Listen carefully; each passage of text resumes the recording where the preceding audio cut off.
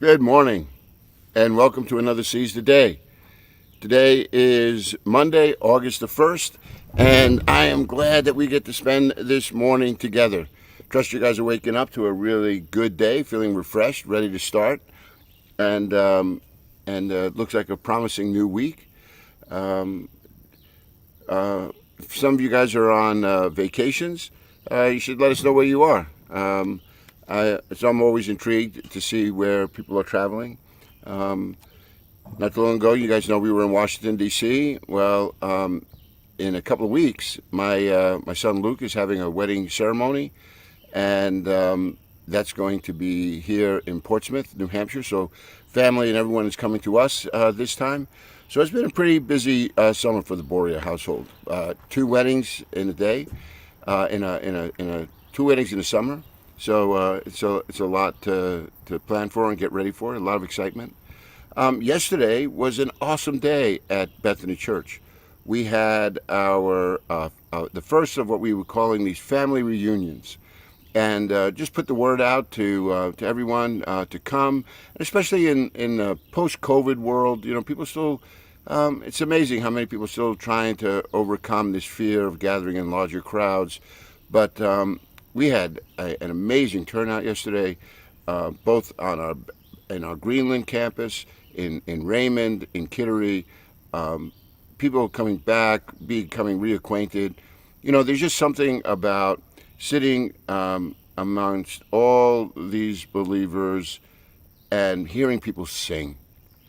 That whole act of praise and worship, it just fills the air. It's just so encouraging, and so it was awesome to be a part of that yesterday with everyone. Today, New Hampshire, the humidity's back a little bit, so you can feel it in the air. You know, I come walking outside and it's like, oh, yeah, not quite as crisp as it was towards the end of last week. But hey, it's a good day. We're vertical, and we're getting able to share some of the scriptures together. This week, we are going to be taking a look at a passage that has everything to do with Jesus telling a number of parables. And we're going to be looking at the first one. It's all about the sower and the seed. And I thought before we got into that, I would just begin to share some things here that I think are good background for understanding more and more of these parables. You know, based on our study of the Gospel of Matthew, we see that Jesus is living in days that are not very different than our own. Here you have Jesus going out, healing, teaching, gathering followers, and there were many who we read about that were, you know, resistant or out and out in rebellion against Jesus, just refusing to follow him. And despite the notoriety of his teaching and the displays of miraculous power, so many of these people failed to see the significance of his message, right? About this kingdom of heaven. That's why in the sermons that I have been giving recently on this book, Jesus has been busy confronting the lack of faith with warnings and with words of comfort, right? For instance, we look back at the end of Matthew chapter 11, where Jesus says, "Come unto me, all who are weary and burdened, and I will give you rest. Take my yoke and learn. Take my yoke upon you and learn of me, for I am gentle and humble of heart. My yoke is easy, my burden is light. You will find rest for your souls." So Jesus is saying that the word that he's bringing is not meant to add burdens to people's lives.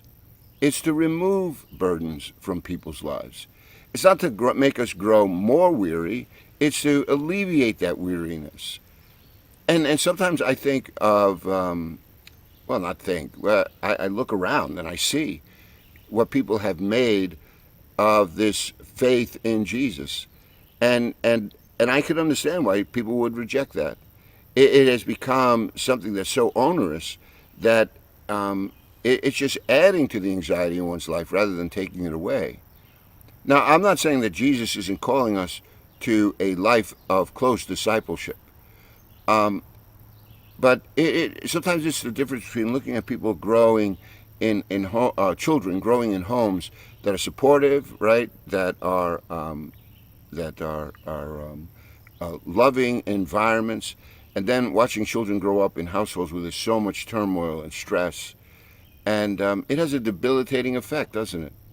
Well, that's how I think about sometimes in church world. God wants us to grow up in environments that are healthy and strong and nurturing. And I get it. We live in a fallen world, and the world is never going to be perfect the way we would like it to be. But in the community of faith, people ought to be able to come and find refuge.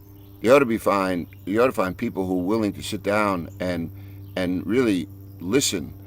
And if you come from circumstances that are trying, at least within the fellowship of this community of faith, people are going to find love and joy. Right? They're going to find people around them who are going to be willing to invest in their lives. And this is really what this whole series now of sermons is going to be all about. And I say that recognizing that Jesus is always presenting to us a framework, so that now we can begin to interpret, this growing tension in his ministry. Now, there's no doubt some are asking, why, Jesus, if you really are who you say you are, then why don't we see this abundant harvest of God's kingdom? Why does all these promises of the kingdom to be so lacking or anemic in the days in which we're living? We don't kind of see the fruit that we're kind of hoping for. Like, even sometimes in our own life, we might sit back and go, I wish there was more of this sense of peace. I would sense his presence a little bit more powerfully in my life. Like, why does it seem that it's always like, going uphill? Why is it always pushing against the wind, right? Why am I always rowing, against the current? Like, I don't know how many metaphors I could use, but it's always the same thing, man. Life is hard. And we wonder why can't it be more fruitful? And that's what I think these passages are all about. These stories that Jesus is telling us now. But there's something else that I really want you to see in the context of what we're looking at. What I would like for you to do with me is I want you to consider this one truth, and that is this: that the parables that are contained in Matthew 13 are really offering us a commentary on why there is such a varied response to Jesus and the message of the kingdom of heaven. I want you to recognize that the stories that are going to come, this story about the sower and the seed, the story about the weeds and the wheat, the stories about the pearl of great price, right? Like, all of these parables that Jesus is going to give now about the kingdom of heaven, they all begin the same, right? It says the kingdom of heaven is like. And then he's giving us these stories that come alongside. And the metaphors are meant to give us a handle on how to interpret their current experiences. And because their experience, those living in Jesus' day, is not very different from the experiences that we are having today. Yes, we live in different cultures, different times, but the heart of man is still the same. They're still longing for the same things. We're still finding we want peace, right? We want love. We want to find a sense of hope, and we're looking forward to something that would just grip our hearts with a deep sense of conviction and assurance that things are going to be okay. And so it's no different from generation. And yet the tension that appears in the world, right? It just seems to, contradict so many of the things that not only are we experiencing, but that we see being played out in the world around us. So what I want you to recognize is that the parables that Jesus is giving to us now are a commentary on why there is so much of a varied response to Jesus and his message. I want you to notice that the parables are beginning to illustrate why there is such a varied response. Some show faith, others curiosity, even some out and out rejection. The parables are going to shed a lot of light on the reason why the state of the church and the world is as we find it. That's why I love these parables. Looking back from chapter 10 to the end of 12, this has always been about this mission, and that's why we talked about the now what, because God has brought us to a place and decisions have to be made. But we're looking out and we're seeing, wow, this doesn't always seem to be a clear road. The way seems rough. The road, is difficult, and the companions are few. But the message is clear, and the goal is heaven. And so here now, the question I want to bring today is really, why are our lives not more fruitful? And to do that, what I'd like to do is just read the story and begin to unpack this story with you in a way that I feel, or that I hope you would find some really good insight for your own life and as you look out at the world around you. So let's continue here and look at this passage in Matthew chapter 13 and beginning here at verse 9. It says, "That same day Jesus went out of the house and sat by the lake." That same day is the day that Jesus began to recognize that the Pharisees and the teachers of the law were beginning to plot on how they might kill him. That's how we left, right? This end of Matthew chapter 12, with this understanding that the hostilities have begun to grow to such an extent that now they're actually plotting on how they might silence Jesus' voice. They found it not to. They find Jesus to be a threat to their own authority, to their own standing within the community, and they're not going to have any of it.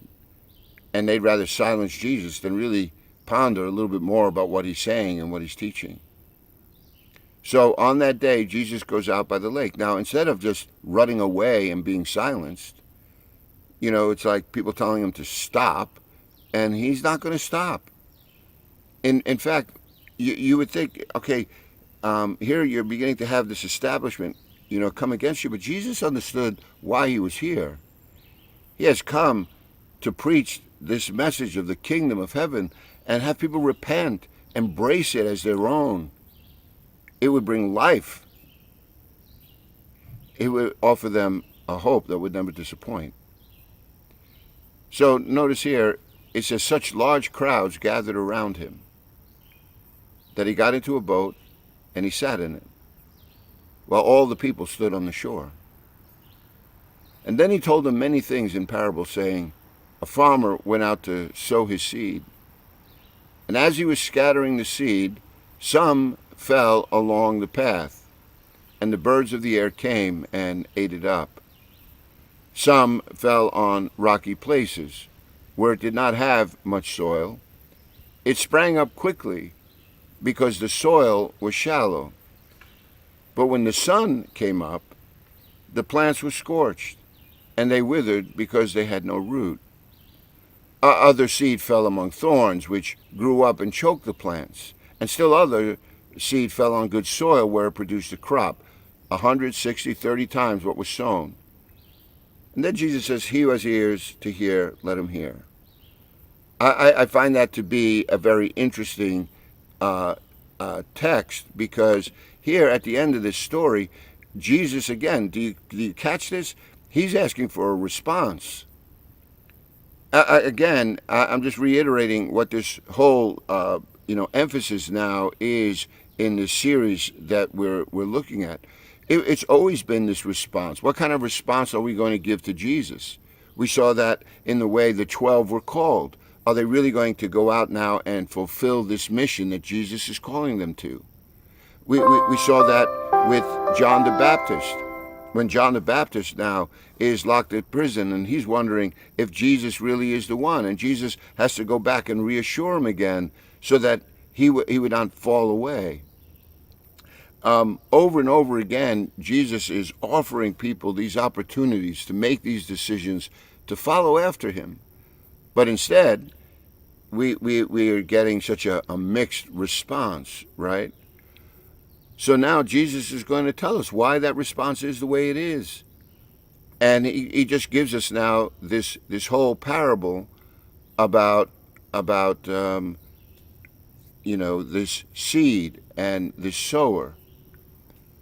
But one of the things that I want you to do now is I want you to just look over at this parable with me again, because we're going to spend a good part of this week, just going a little bit deeper and looking at some of the passages here that we haven't had an opportunity to really speak about on Sunday morning. But just to set this context here about what does it mean to live a fruitful life? Well, Jesus begins by telling you this story, right? The farmer in this scenario, it doesn't seem to be anything wrong with him.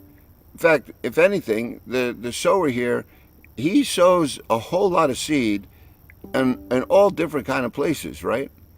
It's rather indiscriminate. I mean, it says that he's scattering the seed, and some along falls on a path. And if you've ever been out in the woods or even look in your yard, where you could see the path that people take most often. If you have a grassy spot or you like to hike up in the woods, it's not hard to see where the path is usually, because it's usually well worn, right? It's usually that hard packed ground because people have trampled on the ground so much that they have begun to compact that earth. It becomes a little hard. And you look and you go, okay, I can see that path. It's a pretty well-worn path. So this farmer goes out and he's throwing seed all over, and some of it is landing on the path. But he says the birds come and they eat up the seed. Why? Because the seed never really had a chance to really germinate into the ground. So it's just laying on there on the surface. It's kind of like, throwing the seed on concrete. There's no way it's going to penetrate. And so the birds of the air come and eat it. And then he says, some of that seed falls on rocky places. And it's the same seed, though. It's not like he has different seed. The same seed is being thrown, but it's falling on different kinds of environments. And so the one is hard-packed ground. The other, it says, falls on rocky places where it doesn't have much soil. And so because there's not much soil, the roots I can't grow down too deep, but the plant begins to shoot up. And so he says here, it springs up quickly. Why? Because the soil was shallow. Can't put down deep roots, but the plant itself begins to grow up tall. But what happens? The sun comes out. And when the sun comes out, it begins to beat down on this plant. And the plants are scorched. And they begin to wither. Why? Because they don't have the root systems down deep enough to provide them with all the nutrients they need to flourish and to grow. So that sun coming out and heating up that plant, it overwhelms it. And the next thing you know, that plant withers and dies because it has no root. Hence, it's not very fruitful, is it? He says the same seed, though, is also falling upon thorns.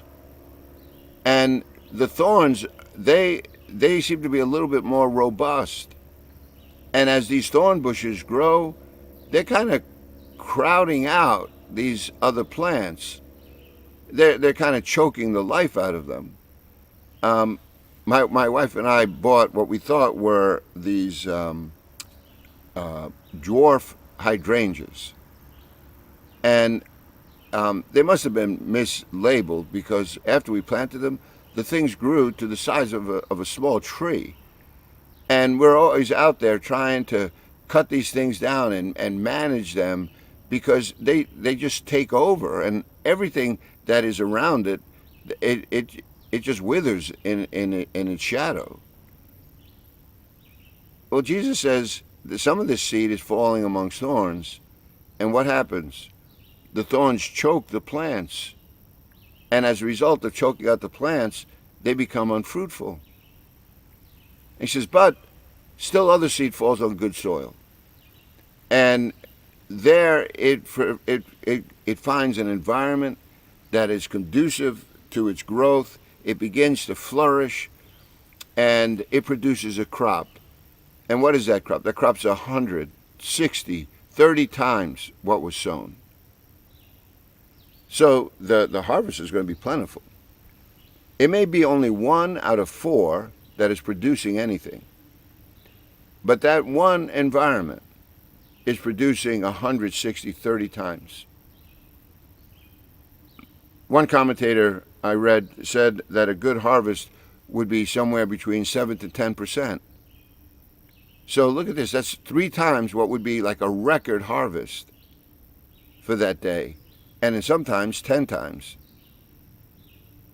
All of which is just saying, wow, this is a harvest that is just beyond one's expectation. So what do we have in this story? We have a farmer who's going out there and diligently working. He's not seeing a return, though, on everywhere that he's throwing the seed, right? You catch that? There isn't a return except the ones that fall on good soil.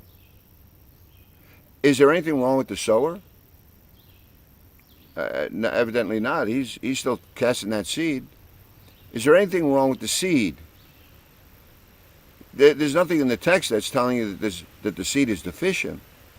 No, the seed is the same seed that's falling on the good soil. And there, though, it was everything about the environment in which that seed was sown.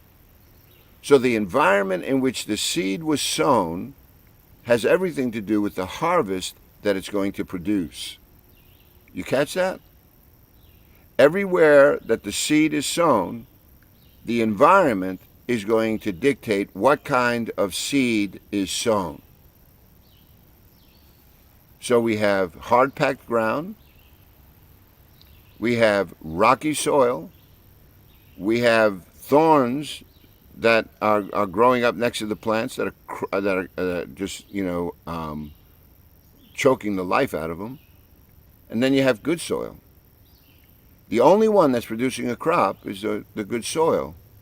Everything else, the limitations of that soil, it seemed to influence what the outcome was going to be. Now, you read that, and we kind of have been digesting some of the obvious things that it's saying. But you could be also, if you were in that crowd, you would be like what the disciples would say here. They come up to Jesus now, and they're asking Jesus, why do you speak to the people in parables? Because now it doesn't seem to be quite as obvious, does it? It's like, I don't know, some of you maybe appreciate a good riddle, and it kind of gets your attention. It's think of it like a headline in a newspaper, or like in the on some news channel, something in the internet, a title that is put on something that just raises your interest as you're scrolling, enough for you to stop and click and get a little bit more information. And people get paid a lot of money to come up with these kinds of titles and marketing schemes that are just meant to get your attention. And some of them are really effective, right? So these guys want to know, Jesus, why are you just telling these stories? What's the point? Well, let me tell you what a parable is, right? A parable comes from two Greek words that are contracted together. Para, which it means something that is comes alongside, and balos is the word to throw. So para and balos, when you put them together, it means to throw alongside. So a parable is a type of speech that is meant to illustrate a reality that people see. So the realities for us here in this kind of context is Jesus is telling them a story about a farmer and something about the harvest that he is experiencing. And he's telling them that the experience of this harvest isn't everything that he had anticipated. And why? Because some falls on hard ground, some falls on rocky soil, some falls on thorn bushes, and some falls on good soil where it does produce a crop. So the experience of the day of a farmer who would go out and would work really hard to produce a crop, Jesus is telling this story as to what's happening to the crop. If you just hit a little pause button there, isn't that a little bit of the question that is beginning to be raised? Like, why is there so much opposition now to Jesus? Why isn't the fruit growing as we had anticipated? What's going on here? Is there something wrong with the sower? Is there something wrong with the seed? Maybe it's the message. Maybe that's what's holding this up. But when Jesus gives us this parable, it's all about the environments in which that seed is sown. And that environment is the one that now is having a huge impact on whether or not it's going to produce anything. But the disciples, then, they come to Jesus, they want to say, Jesus, then, why are you doing this? Why are you speaking to the people in parables? And like I said, these parables were meant to be stories thrown alongside as illustrations. And what I shared earlier with you is that it's important for us to recognize that Jesus now is beginning to give them these parables as a commentary on why people have been demonstrating such varied responses to his preaching, teaching, and healing ministry. You catch that? It's the responses now that Jesus is trying to tell everyone why there is such a response.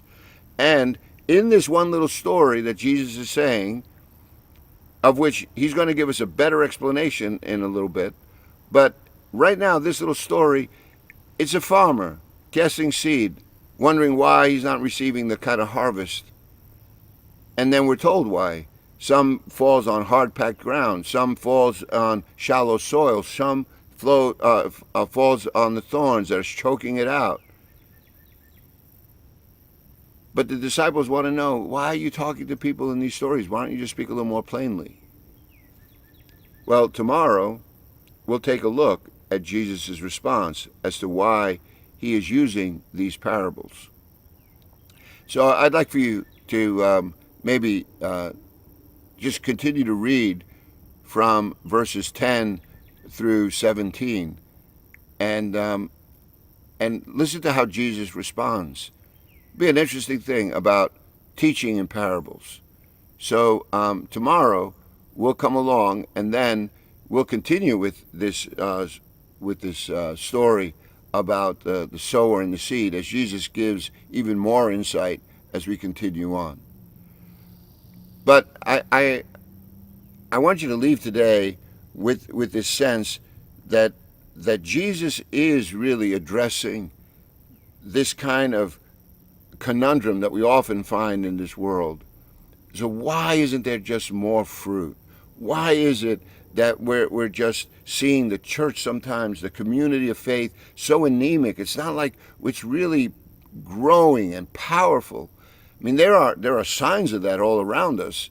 Just like here in the farmer's land, there was a parcel that was producing great fruit. But so much of that land, it said, it produced nothing. And that's the way it looks out in the world sometimes when you take a look. And Jesus is trying to give you some insight into what that's all about so that you would be encouraged to go out, seize the day, and remember that God is good all the time. So, my friends, I hope today, as we're going through these stories, they just begin to impact you in a way to just draw a little closer and listen to what Jesus really is trying to communicate to us as we lay hold of these words. Because as he says, he who has ears, let him hear. And that's what this is all about. This is about really making decisions that are based on a conviction and on an assurance that Jesus truly is the Son of God that takes away the sins of the world. All right, looking forward again, Lord willing, tomorrow as we continue our study in Matthew 13. And I trust you guys have a great day. Looking forward to tomorrow. Make sure that you share these with friends. These are really interesting parables that could help you in your conversation. So post them on your Facebook pages. Send them out as a link. Get people talking a little bit more about what Jesus is sharing. Lord willing, we'll spend more time again tomorrow. God bless.